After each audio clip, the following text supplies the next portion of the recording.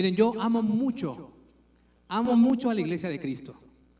Amo mucho lo que, no una institución, no un edificio, porque la iglesia no es el edificio.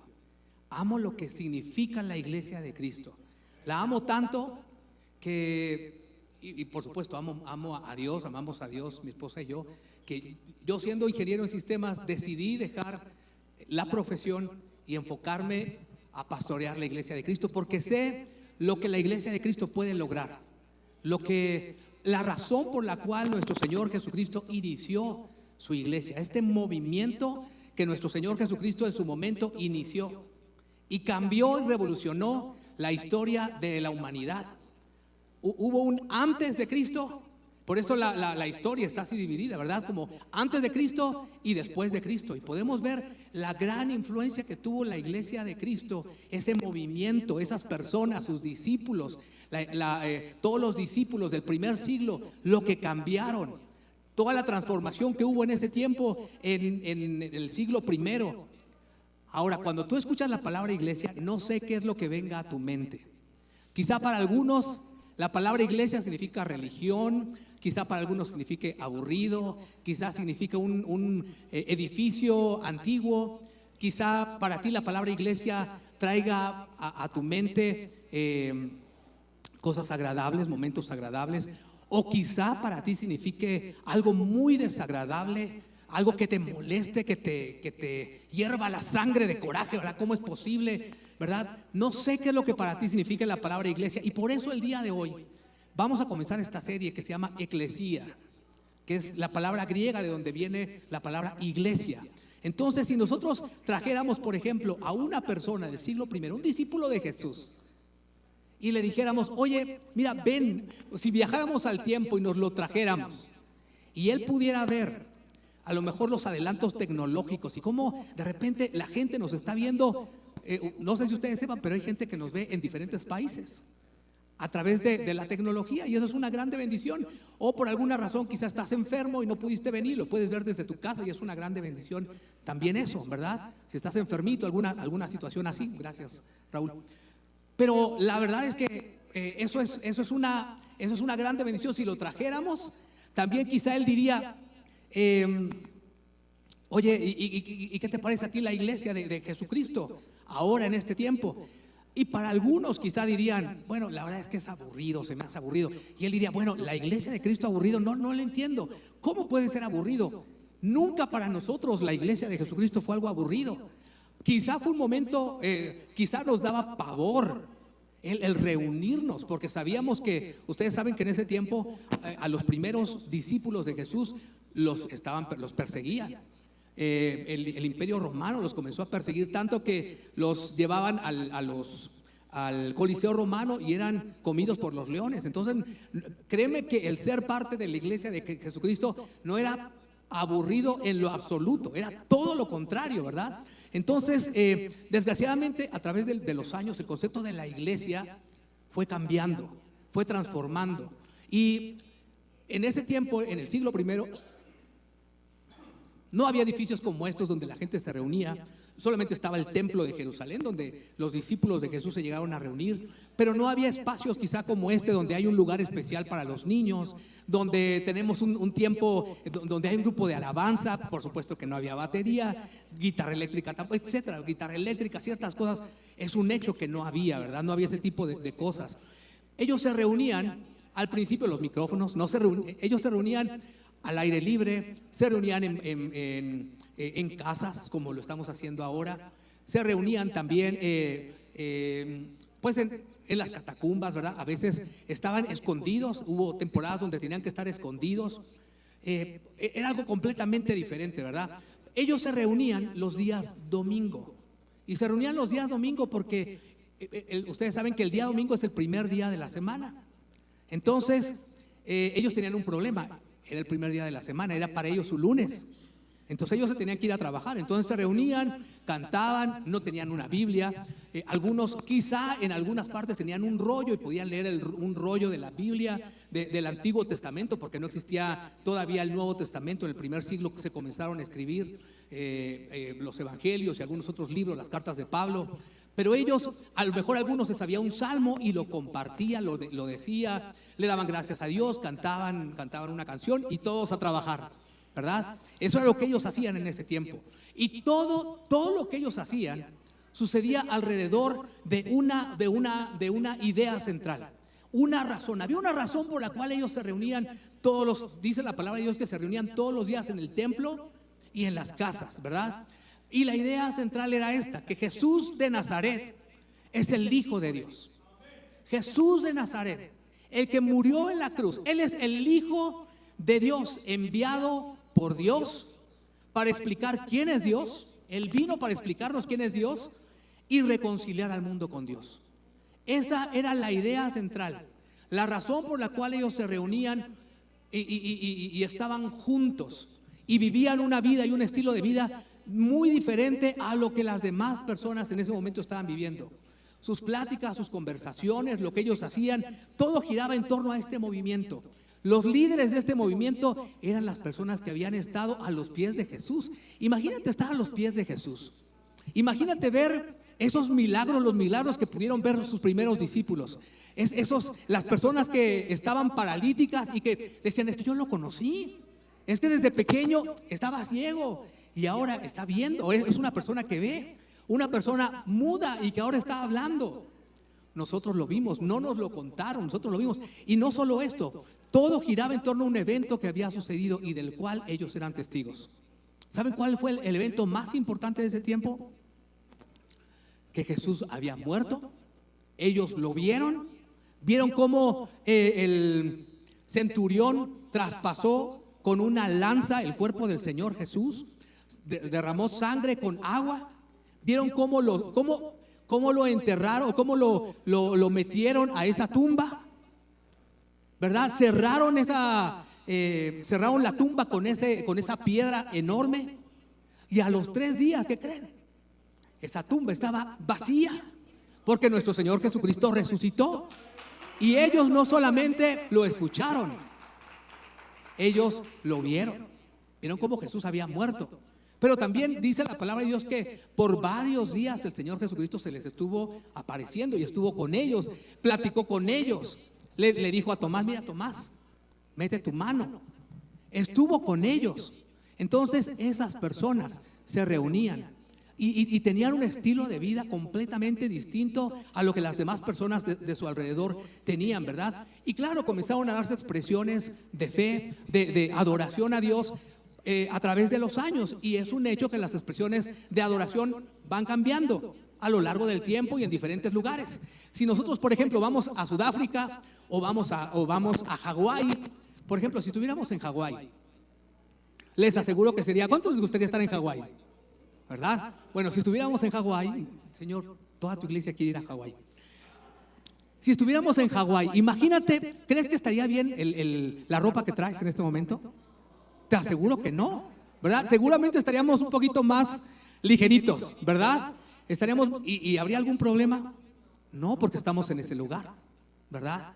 Es un hecho que en cada lugar las expresiones de adoración, la manera de adorar, si vemos a los africanos cómo adoran a Dios, a lo mejor diríamos, están locos o son muy expresivos, pero son sus expresiones de fe. Y cada iglesia tiene expresiones de fe distintas. Si nos vamos al siglo pasado, la expresión de adoración era muy distinta a la de este siglo. No podemos esperar que las expresiones de adoración sean iguales.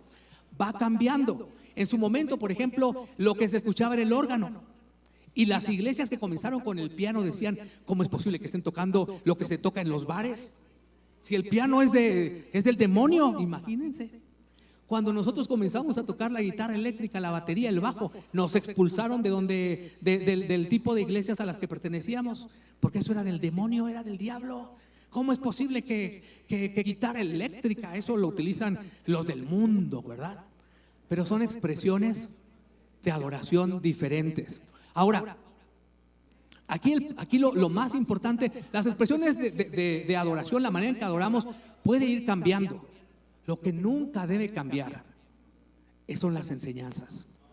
Lo que nunca debe cambiar es el enfoque, lo que Jesucristo nos llamó a hacer como iglesia.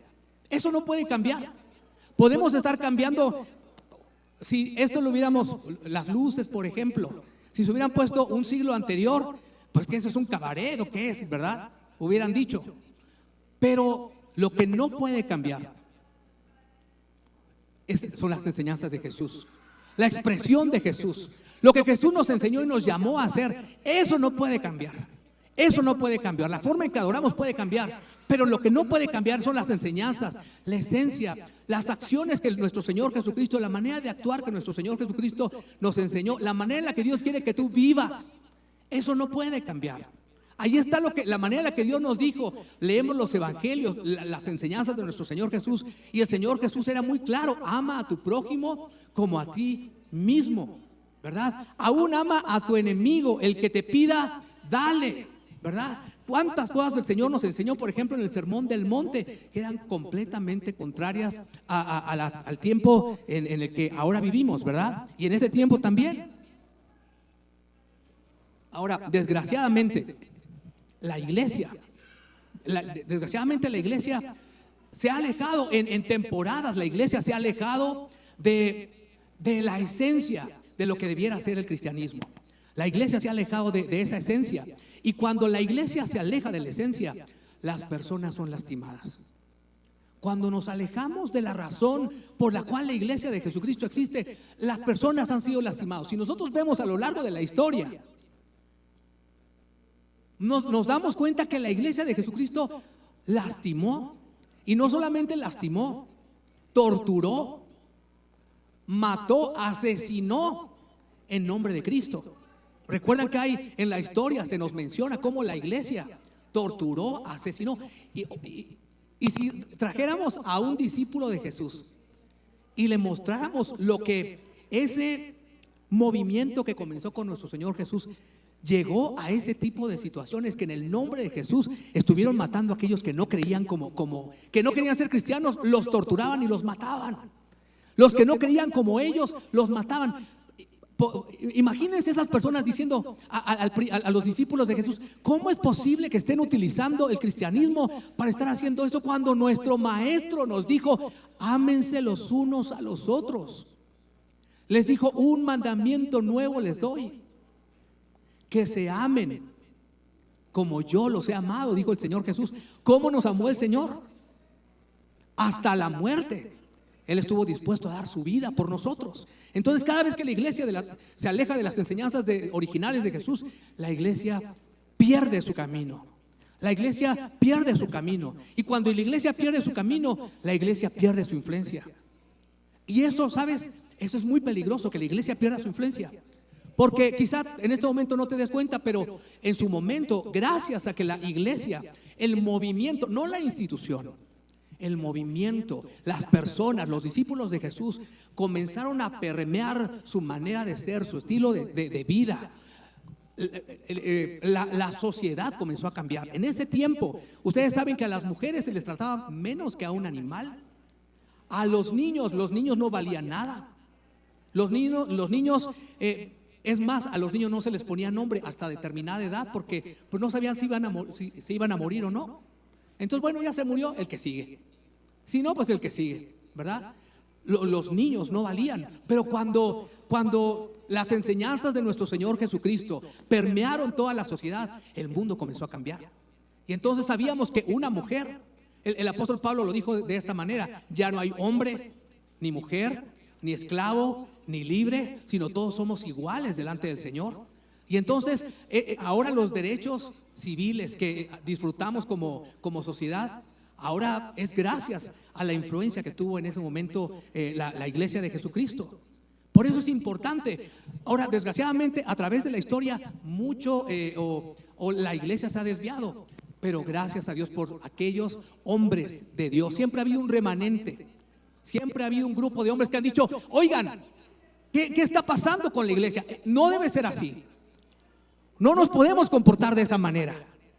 No podemos vivir de esa manera. Eso no es así. Esas no son las enseñanzas del Señor Jesús. ¿Cómo es posible que se esté haciendo eso? ¿Cómo es posible que se esté lastimando a la gente en nombre de Jesús? ¿Cómo es posible que se esté torturando, matando, verdad?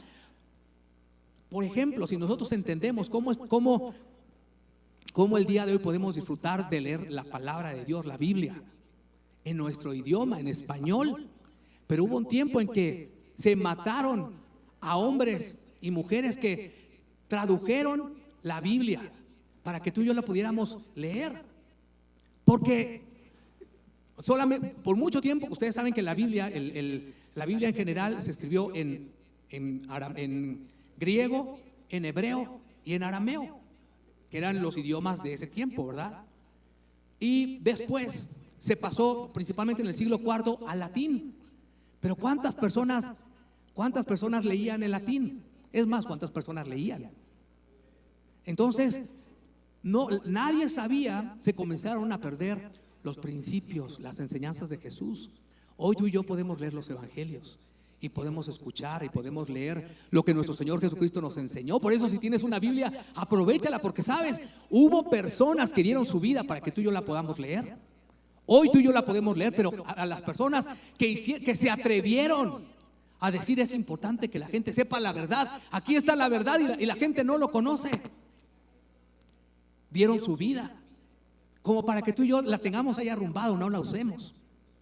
Hay todavía países donde está prohibido leer la Biblia, donde está prohibido reunirse.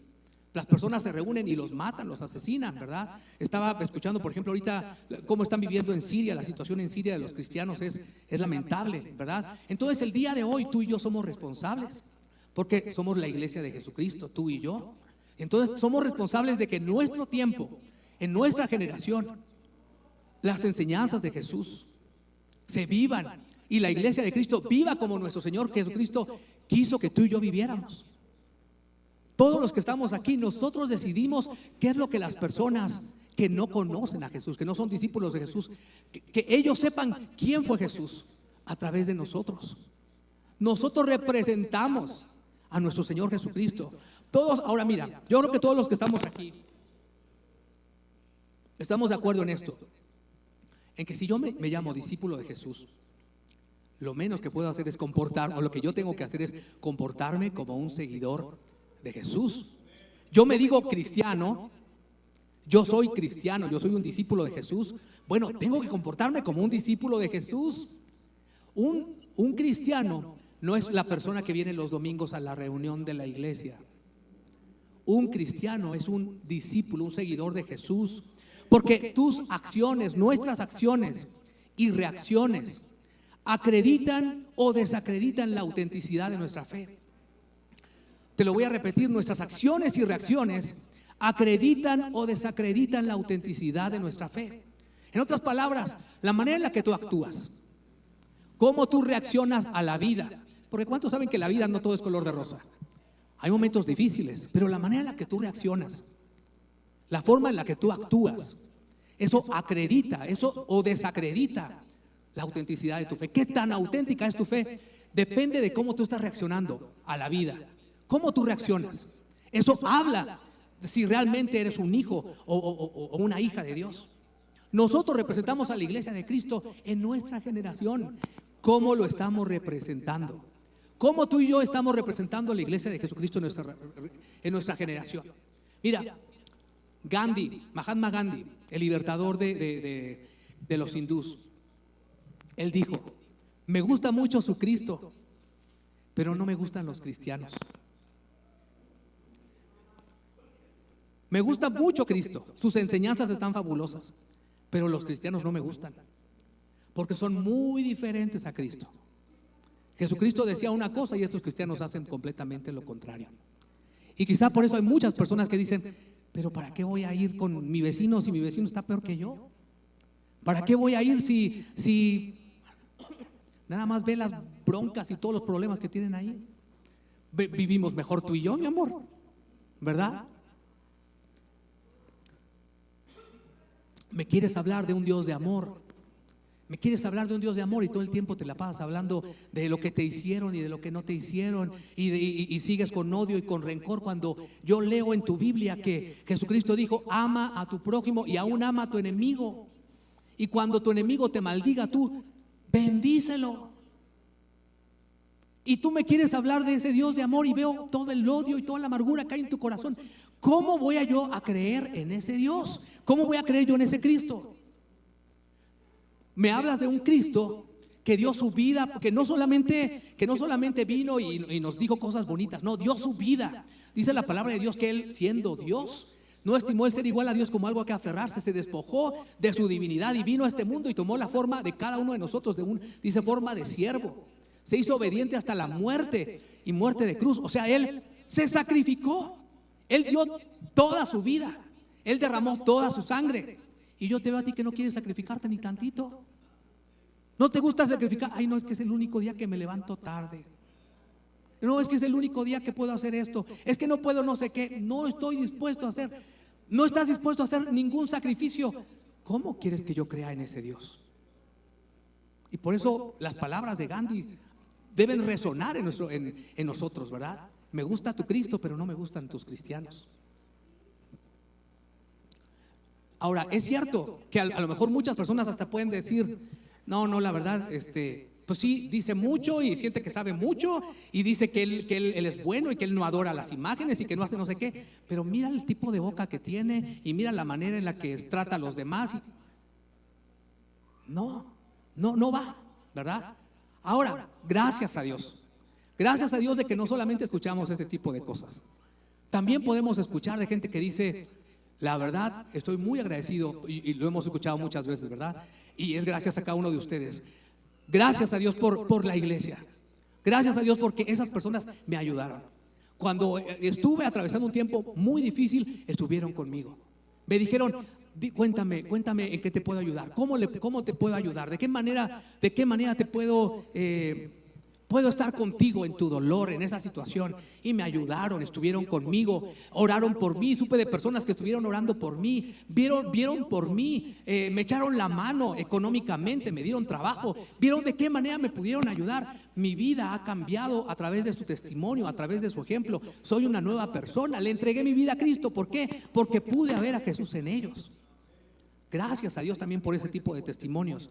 Y por eso es importante que nosotros volvamos a los inicios y podamos entender qué significa realmente ser la iglesia de Cristo. ¿Qué es la iglesia de Cristo? Y bueno, lo primero que quiero hacer después de este preámbulo, ahora sí voy a comenzar, eso fue la introducción. ¿Qué significa la palabra eclesía? De donde viene, la palabra eclesía es la palabra griega que se traduce como iglesia. La palabra eclesía. Ahora, no tenía una connotación religiosa. Cuando la gente escuchaba la palabra eclesía, no pensaban en una catedral, no pensaban en un edificio. No, la palabra eclesía, ¿sabes qué es lo que significa? Asamblea. Eso significa un grupo de personas que se reúnen. Eso es lo que significa la palabra eclesía. Y no tenía una connotación religiosa. O sea, había, por ejemplo, se reunían las mujeres y no era el lavadero, ¿verdad? No, era la eclesía de mujeres. Se reunían los hombres y era la eclesía de hombres. Miren, ahí hay una eclesía de niños, ¿verdad? Era una asamblea, un grupo que se había reunido. Ahí están los de servicio social, ¿verdad? Ahí hay médicos y ahí están la eclesía de médicos, por ejemplo. Eso significa la palabra eclesía, reunión, asamblea. Entonces, por ejemplo, mira, te lo voy a demostrar con la palabra de Dios. En una ocasión, en el libro de los Hechos, se menciona que el apóstol Pablo llegó a Éfeso y estaba predicando la palabra y enseñándole a la gente del amor de Dios, lo que Jesucristo les había enseñado que tenían que transmitir a los demás. Y entonces los que vendían ídolos hechos de plata, los plateros, dijeron, las enseñanzas de Pablo van a hacer que nuestras ganancias por la venta de estos ídolos se nos vengan abajo. Y eso no nos conviene. Entonces tenemos que sacar a Pablo de aquí. Y entonces hicieron un gran alboroto y reunieron a todo el pueblo o a toda la ciudad, a todas las personas de Éfeso, e hicieron un gran alboroto. Y entonces en el libro de Hechos, capítulo 19, versículo 32, dice, había confusión en la asamblea. Pero esa palabra asamblea es la palabra griega eclesía. Dice, cada uno gritaba una cosa distinta y la mayoría ni siquiera sabía para qué se habían reunido, ¿verdad? Vieron ahí el borlote, vieron ahí el grupo de personas y ahí, a ver, ¿qué está pasando, verdad? Eso era la asamblea. Era un grupo de personas, eso significaba asamblea. Ahora yo sé que, y por eso en nuestra traducción no dice había confusión en la iglesia, ¿verdad? No dice había confusión en la asamblea. Aunque la verdad es que sí hay algunas iglesias donde hay pura confusión y cada uno grita una cosa distinta y la mayoría ni siquiera sabe por qué están ahí, ¿verdad? Pero eso no es aquí. Aquí sabemos por qué estamos, ¿verdad? Entonces, la palabra eclesía no tenía que ver con algo religioso, tenía que ver con la asamblea. Entonces, cuando se reunieron los cristianos, decían, ahí está la eclesía de cristianos, ahí está la eclesía, la asamblea, el grupo que se reunió de seguidores de Jesús. Ahí están, ¿verdad? Ahí está la eclesía. Entonces, pero cuando el cristianismo se oficializó en el 380 después de Cristo, se convirtió en la religión oficial del Imperio Romano. En ese momento las cosas comenzaron desgraciadamente a cambiar. Y ya no solamente era la eclesía el grupo, poco a poco se comenzó a desvirtualizar hasta que la eclesía ya era el edificio, ya no eran las personas. Y por eso muchas veces decimos, mira qué bonita iglesia, cuando más bien debiera ser el edificio, el templo, ¿verdad? El templo, porque la iglesia, la eclesía, somos nosotros. Nosotros no vamos a la iglesia, nosotros somos la iglesia.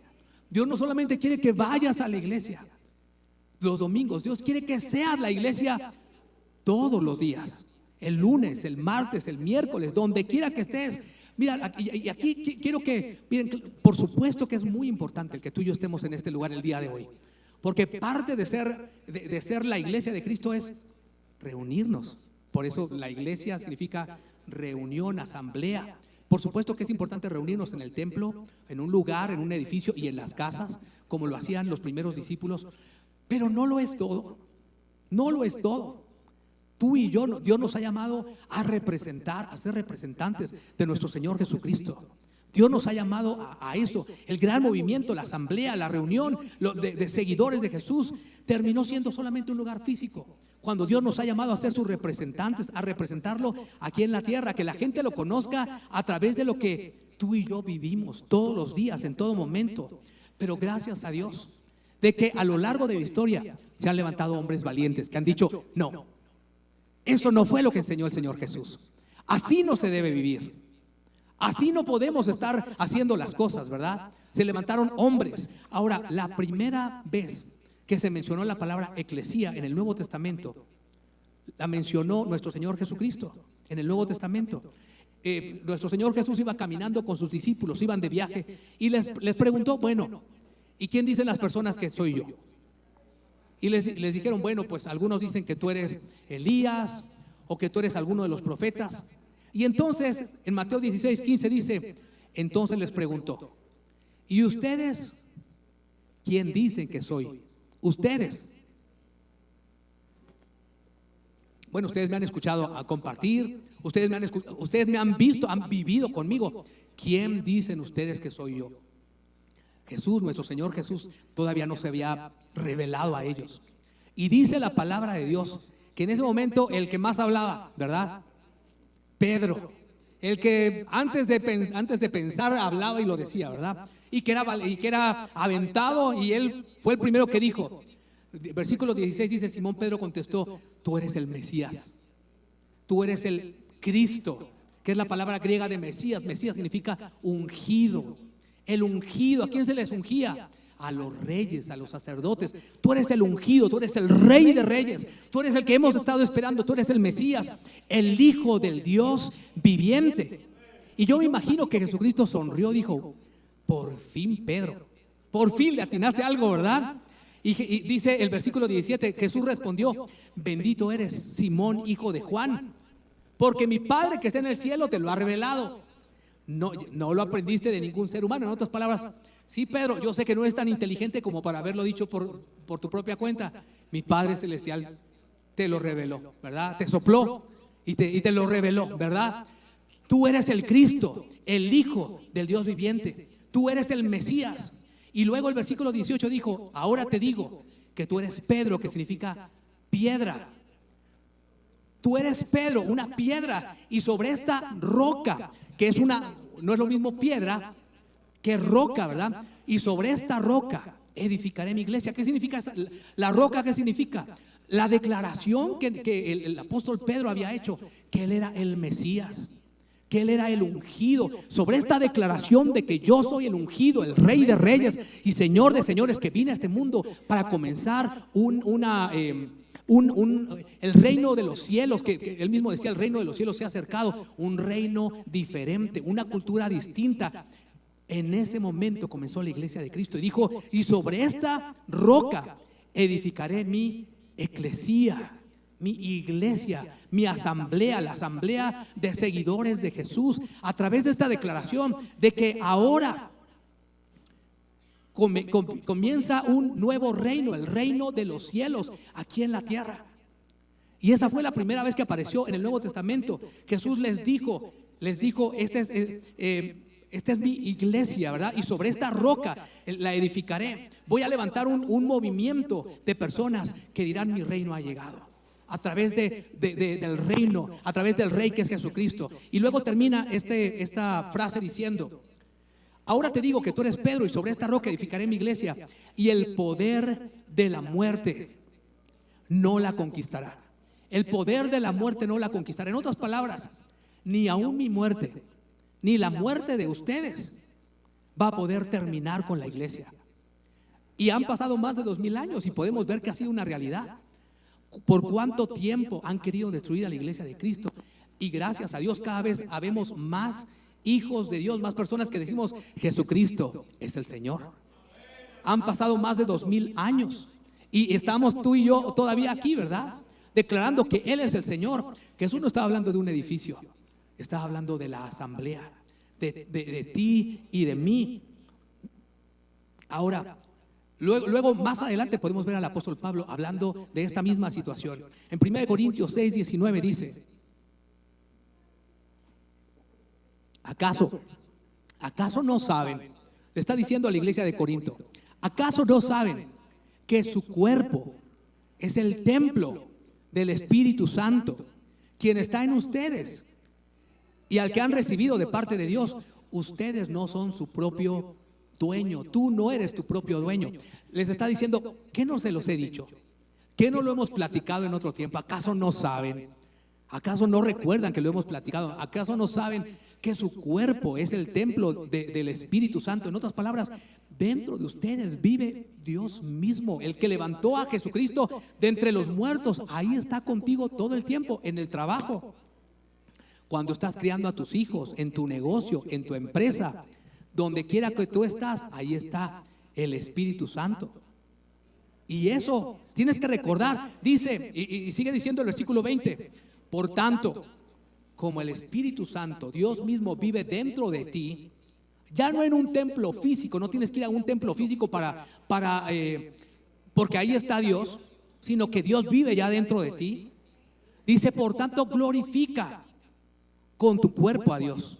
Glorifica con tu cuerpo a Dios, que todo tu cuerpo, en otras palabras, honra a Dios con quién eres tú, hacia dónde te llevan tus pies, lo que haces con tus manos, lo que tus ojos ven, lo que tú dices, cómo reaccionas, la manera en la que hablas. Debe hablar que tienes al Espíritu Santo dentro de ti. Cuando tú hablas, cuando te enojas, ¿qué sale de ti? ¿Verdad? ¿Qué tipo cómo reaccionas? La manera en la que reaccionamos, la manera en la que nos conducimos, la forma en la que tratamos a quienes no conocen de Dios. Eso habla. Eso tiene que hablar de lo que hay dentro de nosotros. Dentro de cada uno de nosotros vive el Espíritu Santo, vive Dios dentro de nosotros. Y dice: honren a Dios con su cuerpo. Ahora, menos de 400 años de que el apóstol Pablo había dicho esto. Como les digo, el cristianismo se convirtió en la religión oficial del Imperio Romano. Y entonces, desgraciadamente, se comenzó a desviar el movimiento de la iglesia de Cristo. Pero siempre hubo reformadores, siempre hubo gente que levantó la mano y dijo: no, eso no tiene que ser así, no podemos vivir de esa manera. Nuestro Señor Jesucristo nos dijo que amáramos, no que persiguiéramos. Nuestro Señor Jesucristo dijo que compartiéramos, no que estuviéramos pensando solamente en nosotros. Nuestro Señor Jesucristo es un Dios de amor. Nos habló de algo completamente diferente. ¿Cómo es posible que la iglesia se esté yendo por otro lado? Entonces, mira, voy a terminar con esto, con 3 implicaciones muy importantes. Tú y yo tenemos cosas maravillosas, maravillosas que podemos hacer juntos, porque Dios nos llamó a ser parte de la iglesia de Jesucristo, a ti y a mí. Si yo me pongo a pensar lo que tú y yo podemos hacer como la iglesia de Cristo, yo sé que todos los que estamos aquí estamos muy ocupados, porque sabes, Dios nunca llamó a personas desocupadas. Si tú te pones a pensar en Pablo, él no estaba acostado en la cama cuando Dios lo llamó, él estaba trabajando. ¿Y Pedro qué estaba haciendo? Estaba pescando. Y si te pones a pensar en Mateo, ¿qué estaba haciendo? Cobrando impuestos, porque a eso se dedicaba. Y así si me pongo a pensar en David, por ejemplo, David estaba cuidando las ovejas, era un pastorcillo de ovejas. Y piensas en Eliseo, en Elías, en Moisés, cada persona estaba trabajando, pero Dios los llamó. Y yo sé que tú eres una persona muy ocupada, todos los que estamos aquí somos personas muy ocupadas, pero sabes, cada vez que nos levantamos tenemos que recordar una cosa: somos más que papá, mamá, ¿verdad? Somos mucho más que eso. Ahí hay 3 implicaciones de lo que te quiero hablar. Primero, eres parte de algo muy grande. Tú y yo somos parte de algo muy grande. Y no solamente estoy hablando de los que estamos aquí, de los que nos están viendo, de los que nos reunimos en casas. Somos parte de la iglesia de Jesucristo a nivel mundial, que ha existido por miles de años, por cientos de años, ¿verdad? Que comenzó nuestro Señor Jesucristo este movimiento, y que podemos decirle que es mi hermano en Cristo, a una persona que vive en China, a una persona que vive en Alemania, que vive en Sudáfrica. Somos parte de este gran movimiento que cambió la historia y que cambió la humanidad. Tú y yo somos parte de esto. Y por eso no solamente vengas a la iglesia, no solamente es importante que tú digas, bueno, el domingo, pues si soy cristiano tengo que ir a la iglesia. No solamente es que Dios te ponga una palomita y digas, vine a la iglesia. No, eres parte. No vas a la iglesia, eres la iglesia de Jesucristo. Todos los días el Espíritu Santo está contigo el lunes, ahí en tu trabajo, ahí en tu casa, ahí en tu escuela. Ahí está Jesucristo, ahí está el Espíritu Santo viviendo en ti. No solamente vengas a la iglesia, o no solamente escuches la transmisión. Reúnete, sé parte de un grupo, sirve, participa.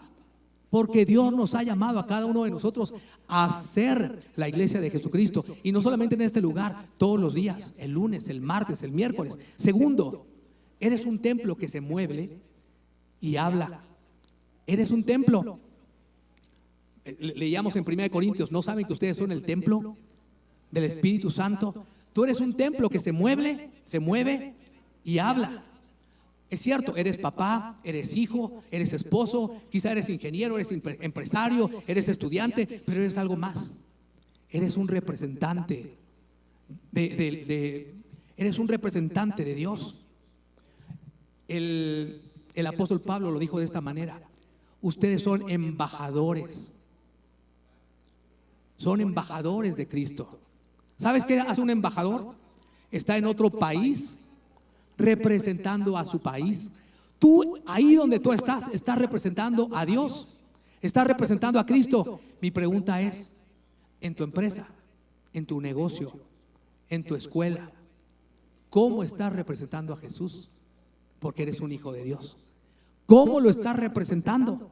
Porque tú eres un representante de Jesús. Y tercero, las acciones, el enfoque, la actitud de Jesús deberían reflejarse en tus acciones, en tu enfoque, en tu actitud. ¿Cuáles son tus acciones? ¿Cómo actúas? Cuando se te cruza alguien en el auto, ¿verdad? Cuando tienes una situación en la escuela, en el trabajo, ¿cómo reaccionas? ¿Estás representando? O como decimos, ¿verdad? De repente ves que la otra persona te dijo y te gritó en el auto, ¿verdad? Y ves que pasa el carro y ves un pececito y dices, híjole, pues solo el carro ha de ser cristiano, porque el que iba allá adentro, yo creo que es hijo, pero del otro, ¿verdad?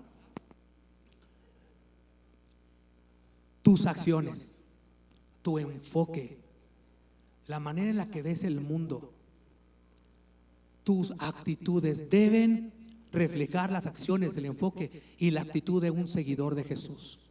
¿Estás viviendo como un seguidor de Jesús? ¿Hay algo diferente en ti? Ahora, no estoy hablando de que digas, ay, si yo soy mejor que los demás porque yo no adoro a esos ídolos, yo conozco la verdad de Cristo, y eres una persona arrogante, una persona que se cree más que los demás, que ve a los demás debajo del hombro, y no eres una persona como nuestro Señor Jesucristo, que ve a las demás personas valiosas, no importando su condición, no importando quiénes son. ¿Cómo eres tú como hijo de Dios? Si tomas tú la versión original de Jesucristo y la ves con tu versión de cristianismo, si ves lo que nuestro Señor Jesucristo hacía, cómo se comportaba, cómo trataba, ¿trataría a las maestras como tú las tratas? ¿Trataría al mesero como tú lo tratas? ¿Trataría a los empleados como tú lo tratas? ¿Hablaría de tu jefe como tú hablas del tuyo? Diría, pues yo medio trabajo porque medio me pagan. ¿Verdad que te aseguro que no? Te aseguro que sería completamente diferente. Mira, y déjame decirte una cosa, esto nos confronta a todos los que estamos aquí. Esto nos confronta a todos. Porque si eres un seguidor de Jesús, tus acciones, tu enfoque, tu actitud como seguidor de Jesús debe reflejar a Jesús. Las personas de tu trabajo, de tu escuela, tus amigos, ¿ven a Jesús cuando te ven a ti? ¿O ven todo lo contrario? ¿Qué es lo que están viendo tus amigos? Gracias a Dios por los reformadores. Gracias a Dios porque siempre a lo largo de la historia ha habido gente que ha dicho, no, eso no es cristianismo. Eso no es ser seguidor de Jesús. No, el ser cristiano no es solamente ir a la iglesia el domingo, a la reunión. No, eso no es ser un cristiano. Un cristiano, un seguidor de Jesús, es vivir como Jesucristo vivió. Es hacer lo que Jesucristo hizo. Es vivir las enseñanzas de Jesús. Eso es ser un hijo de Dios. Es pensar en los demás antes que pensar en uno mismo. Es ver por las necesidades de otros antes que las nuestras. Es completamente diferente a lo que quizá muchas personas han estado viviendo. Y Dios nos llama a regresar al diseño original. Y de eso vamos a estar hablando en los siguientes domingos. Así que por favor no te lo pierdas e invita a alguien más. ¿Ok? Quiero invitarte a que te pongas de pie y vamos a orar.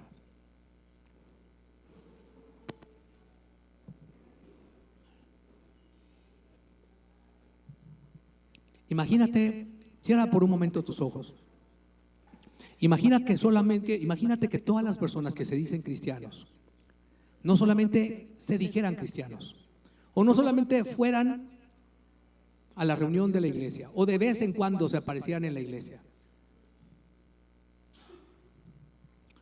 sino que vivieran las enseñanzas de Jesús, que se amaran los unos a los otros, que aún a sus enemigos los perdonaran, que los bendijeran en vez de maldecirlos, que tú y yo nos tratáramos con la regla de oro de nuestro Señor Jesús, que dijo: trata a los demás como te gustaría que ellos te trataran. Que cada cristiano pudiéramos vivir llenos de tu Espíritu Santo, no pensando en nosotros mismos, sino cada cual pensando por los demás, siendo humildes, Señor. Y humildes no significa pensando menos de nosotros, sino pensando menos en nosotros y más en los demás. Señor, ayúdanos para que como familia de Dios, Padre, podamos reflejar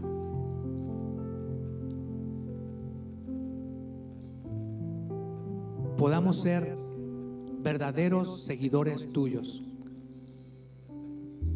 porque obedecemos y vivimos de acuerdo con tus principios. Quiero invitarte a que, si tú quieres decirle al Señor: Padre, perdóname, Y yo soy el primero en levantar las manos. Si quieres tú levantar tus manos y decirle: Dios, ayúdame a vivir como un verdadero discípulo de Jesús. Ayúdame a hacer las cosas como tú quieres que yo las haga. Ayúdame a vivir como tú quieres que yo viva, de acuerdo con tus enseñanzas. Ayúdame a hacer tu voluntad. Que la gente a mi alrededor te pueda ver a ti, pueda ver un verdadero discípulo de Cristo. Te lo pido en el nombre de Jesús. Amén.